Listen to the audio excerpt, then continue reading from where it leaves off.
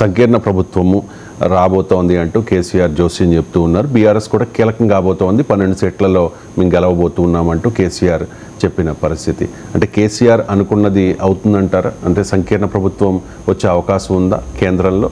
And KCR కీలకం కాబోతూ ఉన్నారు. అంటే కేసీఆర్ చెప్పాల్సింది ఏంటంటే, ఆయనకు తెలంగాణలో 2 ప్రధాన ప్రత్యర్థులు, ఒకటి కాంగ్రెస్, 2 బీజేపీ. దేశంలో ఈ 2 పార్టీలు లేకుండా సంకీర్ణం అయితే ఏర్పడుతుంది. ఒకవేళ సంకీర్ణం అంటే ఏర్పడితే ఈ 2 పార్టీలు కంపల్సరీ ఏదో ఒక పార్టీ నాయకత్వంలో ఏర్పడాలి. బీజేపీ నాయకత్వంలో ఎన్డీఏలోను, కాంగ్రెస్ నాయకత్వంలోను ఇండియా కూటమిలోను. కాంగ్రెస్ ఏతర బీజేపీ ఏతర పార్టీల సంకీర్ణం సాధ్యం కాదు. ఇది కేసీఆర్ గతంలో ప్రయత్నం చేశారు. మమతా బెనర్జీ, శరద్ పవార్, అఖిలేష్ యాదవ్, పినరాయి విజయన్, స్టాలిన్, ఇలా అందరినీ కలిసి వచ్చాడు. హేమంత్ సోరెన్, కేజ్రీవాల్, కానీ ఇది వర్కౌట్ కాలేదు. చాలా క్లియర్గా స్టాలిన్ మొహమ్మద్ చెప్పేశాడు. వర్కౌట్ కాలేదు కనుకనే భారత రాష్ట్ర సమితి పెట్టుకున్నారు. ఇప్పుడు అది కూడా వదిలేసి మళ్ళీ తెలంగాణ రాష్ట్ర సమితి కావాలని చూస్తున్నారు. ఎవరి నాయకత్వంలో సంకీర్ణ ఏర్పడుతుంది అంటే ఇప్పుడు కేసీఆర్ చెప్పాల్సింది, మీరు ఎన్నికలు అయ్యాక ఎవరితో కలవబోతున్నారు? నామ ఎట్లా మంత్రి అవుతాడు? ఏదో ఒక సంకీర్ణ ప్రభుత్వం పార్టీ నాయకత్వంలో సంకీర్ణ ఏర్పరచడం అవుతాడు కదా. అంటే ఖచ్చితంగా తెలంగాణ అసెంబ్లీ లోక్సభ ఎన్నికల తర్వాత బీఆర్ఎస్ బీజేపీ నాయకత్వంలో కూటమిలోనో, కాంగ్రెస్ నాయకత్వంలో కూటమిలోనో చేరబోతుంది. అలా చేరితేనే నామ మంత్రి అవుతాడు, ఇంకో మార్గం లేదు. మరి దీనికి ఆన్సర్ ఇప్పుడు బీఆర్ఎస్ చెప్పాలి. ఇప్పటిదాకా విమర్శ ఇదే కదా. కాంగ్రెస్ వాళ్ళ విమర్శ ఏంటి? బీజేపీ బీఆర్ఎస్ ఒక్కటే అని. బీజేపీలో విమర్శ ఏంటి? బీఆర్ఎస్ కాంగ్రెస్ ఒక్కటే అని.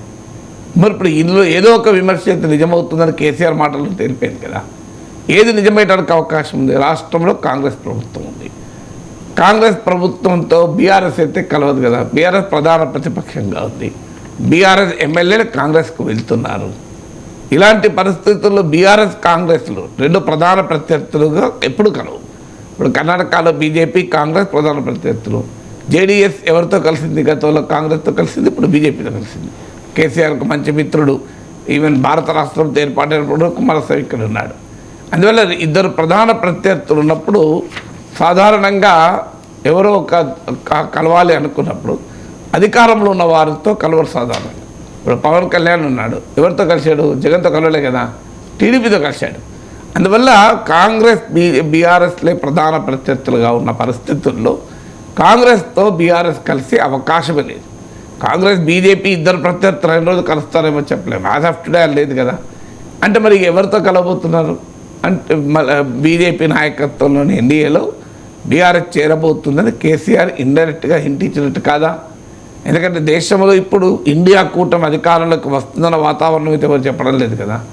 అలా బీజేపీకి 200 సీట్లు కూడా రావు అన్నాడు కదా కేసీఆర్. కాంగ్రెస్కి అయితే 200 సీట్లు వస్తాయని చెప్పలే కదా. అంటే బీజేపీకి 200 సీట్లు కూడా రావు అంటే 170 వస్తాయి. అంటే కాంగ్రెస్ నాయకత్వంలో కూటమికి ఆ స్కోపే లేదు.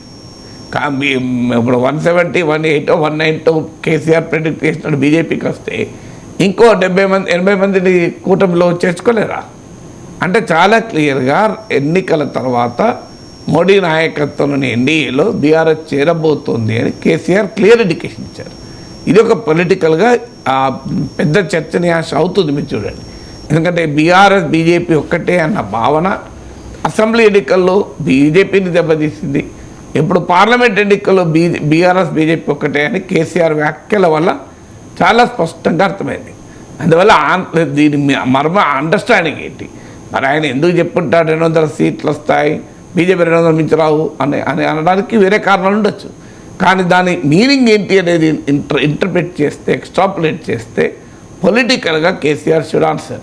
ఇక 12 సీట్లు వస్తాయని చెప్పాడు, అది అయ్యేదా పోయేదా అందరికి తెలుసు తర్వాత సంగతి. ఎందుకంటే కేడర్లో ఉత్సాహం నింపడానికి, పార్టీ ఓటింగ్ చెదిరిపోకపోవడానికి, పార్టీ ఎమ్మెల్యేలు కదిలిపోకుండా ఉండటానికి కేసీఆర్ వేస్తున్న ఎత్తుగడది. 12 సీట్లు వస్తాయని బీఆర్ఎస్ నేతలు ఎవరు నమ్ముతున్నారని అనుకోను, ఈవెన్ కేసీఆర్ నమ్ముతున్నాడని అనుకోను. కానీ ఫండమెంటల్ పాయింట్ సంకీర్ణం రాబోతోంది, అందులో బీఆర్ఎస్ చేరబోతోంది, బీఆర్ఎస్ నాయకుడు మంత్రి కాబోతున్నాడు అనే స్టేట్మెంట్ ద్వారా లోక్సభ ఎన్నికల తర్వాత జరిగే రాజకీయ రీఅలైన్మెంట్, పొలిటికల్ రాజకీయ పునరేకీకరణను సూచిస్తున్నాడు కేసీఆర్.